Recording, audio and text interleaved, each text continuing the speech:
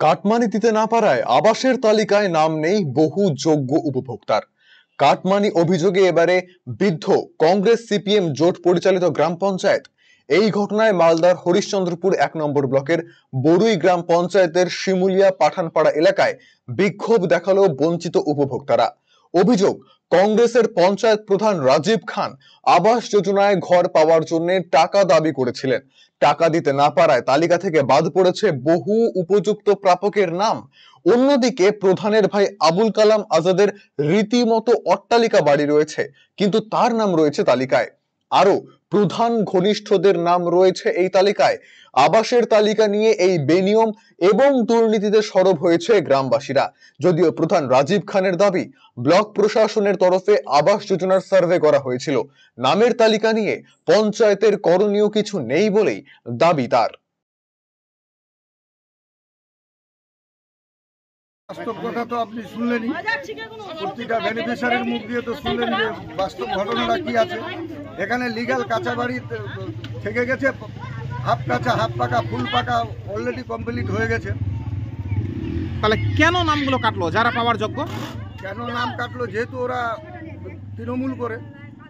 মাননীয় মুখ্যমন্ত্রী বলেছেন যে যারা দুস্থ পরিবার তারা যেন পায় এবং লিগ্যালটা হোক, সেটা লিগ্যালকে আধিকারিকরা এখানে এসে কিছু পয়সা টাকার বিনিময়ে তারা কিন্তু কাঁচাকে মাইনাস করে ওরা হাফ ফুল পাকাকে করে বেরিয়ে গেছে। এটা এই ম্যাটারে আমার বরুই অঞ্চলের দায়িত্বে রয়েছেন অজয় সাহেব, উনাকেও আমি ফোন করেছি, উনার ওয়ার্কশপে দিয়েছি, আপনার আধিকারিকের ওয়ার্কশপে দিয়েছি।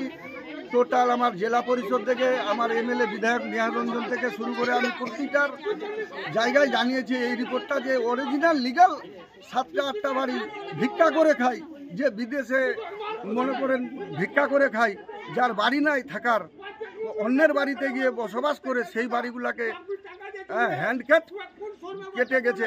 অথচ প্রধানের নিজস্ব ভাই এবং ওর রিলেটিভগত হিমাংশু দায় এসে কেটে দিল পাকা বাড়ি, আবার অর্থ দিয়ে হোক আর কিছু দিয়ে হোক গ্রাম সভায় আবার ওই 15টা না 10টা নামকে অ্যাড করা হলো, কিন্তু কাঁচা বাড়ি অ্যাড হলো না। সেটা বিডিও সাহেব কেন অ্যাকসেপ্ট করলো, এটা নিয়ে আমরা ভেবে চিন্তা পাচ্ছি না। তো যাদের তালিকায় নাম কাছে তো ওটা কমপ্লেন করবো, কমপ্লেন নিয়ে আমরা যতটা পারবো চেষ্টা করে সলভ করবো। এবার যেটা ইনকোয়ারি টিম যেটা সার্ভে করে যেটা পেয়েছে দাদা ওটাই পেয়েছে। এবার সার্ভে তো আমরা করিনি, আমাদের পঞ্চায়েত লেভেল থেকে কিছু ছিল না, যা করেছে ব্লক লেভেল থেকে করেছে। এটা আবার আমি কেমনে বলবো? ইনকোয়ারি টিম করেছে, ইনকোয়ারি করবে। এবার আমি জিপি পাক করছি, আমি কি গ্রাম কি সময় দিতে পারছি না? সময় দিতে পারবো। কটা বঞ্চিত আছে না আছে ওটা যারা ইনকোয়ারি টিম করেছে তারা ওরাই বলতে পারবে, এবার অফিস লেভেলই বলতে পারবে। কাঁচা বাড়ি আছে দেখে নিয়ে ইনকোয়ারি করে গেছে, তো কাঁচা বাড়ি থাকবে তো কাঁচা বাড়ি দেখতে পাবে না। এবার কি কাঁচা আছে না কাছে যে ইনকোয়ারি করেছে ওরাই বলতে পারবে, আমি নিজেরও বলতে পারবো না, গ্রামের খবরও বলতে পারবো না।